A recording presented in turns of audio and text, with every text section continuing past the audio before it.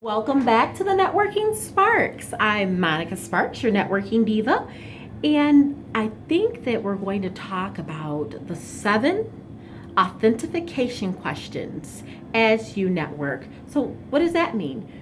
Well, there are things that people want to know to see if you're authentic. They want to know it to see if, hey, is this a genuine person that I can or should connect to?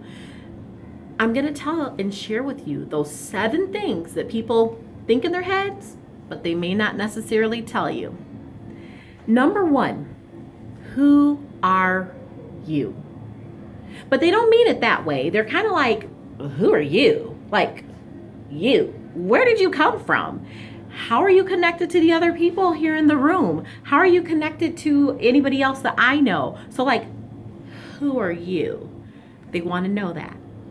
Number 2, how can you help me? It's the next thought. How can that person help me? So there's an assessment process that people go through, and they want to see if you have real personal value that can benefit them in some way. Now, I don't like this, but I don't mind it because it's natural and it's normal. But people kind of make this assessment process they take it out of context, so it becomes a if you're not a doctor, or if you're not a celebrity, or if you're not this particular person, I don't need you in my network. We've got to stop thinking like that, because everybody has some type of value that they can offer you. It's just getting to find out more about individuals. And right now, that's what we're talking about, networking, because everybody makes an assumption, and we live in a microwave society. So they want to know super quick who you are, but they're not willing to take the time to invest to say, let me find out more about this person and how they can help me and how I can help them. Because remember, communicating it's a two-way street. Being social, networking is and should be a two-way street. So let's be real careful with that question, but this is what they want to know. How can you help me? What value do you have for me? Number 3, why did you come talk to me? Like, okay, so that might make me feel special, but first, tell me, out of all the people in this room, why me? So there goes that thought process of there may be an ulterior motive. It's the way we're getting programmed these days. I'm telling you, people are just leery and cautious about everything. So you have to present yourself in the best light when you meet someone, so that you can dispel any questions right out the gate. Like, oh my God, this person, is not looking like they're professional, or they're not looking, like they, have themselves together. They're not looking organized. They're looking disheveled. So those are the things you got to be careful with when you first meet people.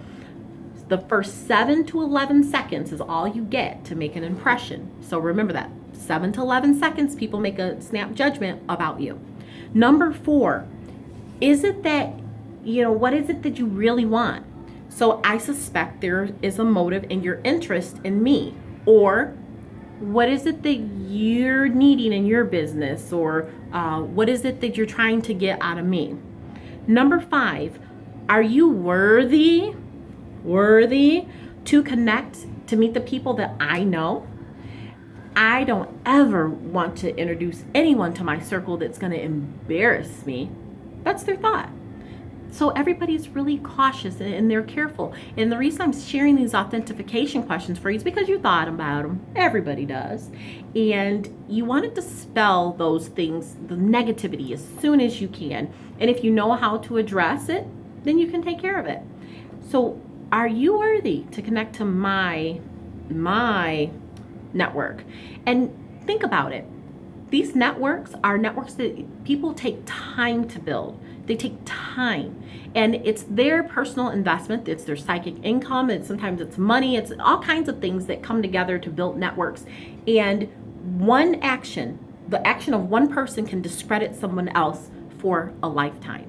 So don't be so upset, or, when people don't want to make those connections for you or connect you to the resources right away, because they're scared and they're looking out for their best interests for the most part. Now, there are those that kind of hoard resources and say, I'm the only one, I'm the king, I'm the queen, and, no one else can trump me. And okay, I get that. But remember, there's enough out here for everybody. And if you start thinking with that limited mindset and you don't think about the law of attraction that says you can attract and everything that you need, then you're limiting yourself really in the end. So number 6, do you look and sound credible? My feeling and my gut instincts are based on my experience. So if you look like someone who is not organized, you're disheveled, you look untrustworthy, you're wearing clothes that may be too revealing in certain situations, people are going to look at that. And if you're not keeping yourself up, as a man, us women, what do we say? Check his shoes. If the shoes are run over, he's probably not taking care of himself and may not be able to take care of you. That's an old, wives' tale. But this is just people. We're being very real here right now, because this is the thought process of individuals. We're programmed this way. Number 7, should I invest my time, energy, or resources into this person?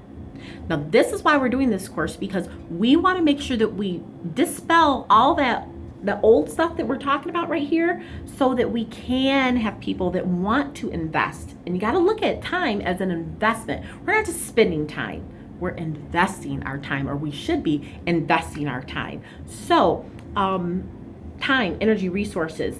Ultimately, people do business with whom? People they know, people they like, and people that they trust. So people are not as authentic as they should be. Yes, we understand that.